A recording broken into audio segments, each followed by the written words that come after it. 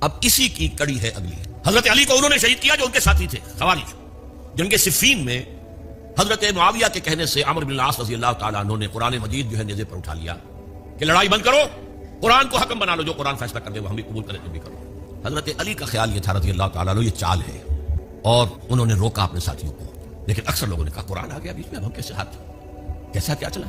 اس میں میرا ذہن جاتا ہے ایک حدیث کی طرف, بڑی اہم حدیث ہے, اور اس کے راوی حضرت علی ہیں. حضرت علی فرماتے ہیں کہ حضور نے فرمایا انہا ستکون فتنۃ, ان قریب ایک بہت بڑا فتنہ رونما ہوگا.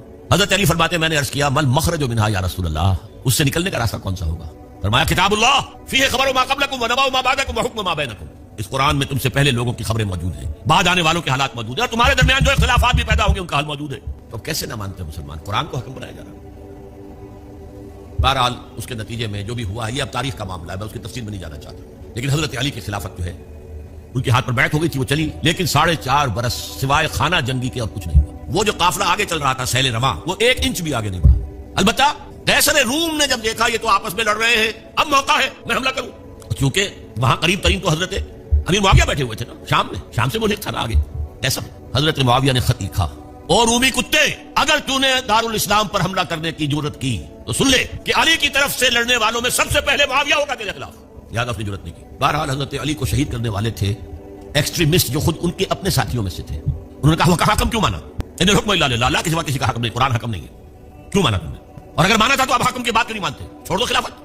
بہرحال یہ کہلاتے ہیں خوارج, جنہوں نے بغاوت کی ہے حضرت علی کے ساتھیوں سے. ان میں سے 3 نے بیٹھ کے طے کیا کہ یہ 3 جو در حقیقت بڑے شخص ہیں, یہ اس وقت امت جو ہے ان کی وجہ سے اس مشکل میں پڑی, ان تینوں کو قتل کر دو. فلاں دن صبح فجر کی نماز کے وقت ایک شخص وہاں جائے گا, ایک شخص وہاں جائے گا, ایک شخص وہاں جائے گا, اور فجر کی نماز میں قتل کر دو. ابن ملجم آیا, حضرت علی پر وار کیا, وار کاری ثابت ہوا.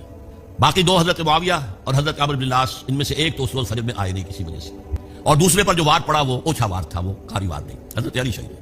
اس کے بعد حضرت حسن کی خلافت ہوئی 6 مہینے. لیکن اب جب جنگ کا معاملہ ہوا تو حضرت حسن نے دستبرداری اختیار کر لی, حضرت معاویہ کو تسلیم کر لیا خلیفہ.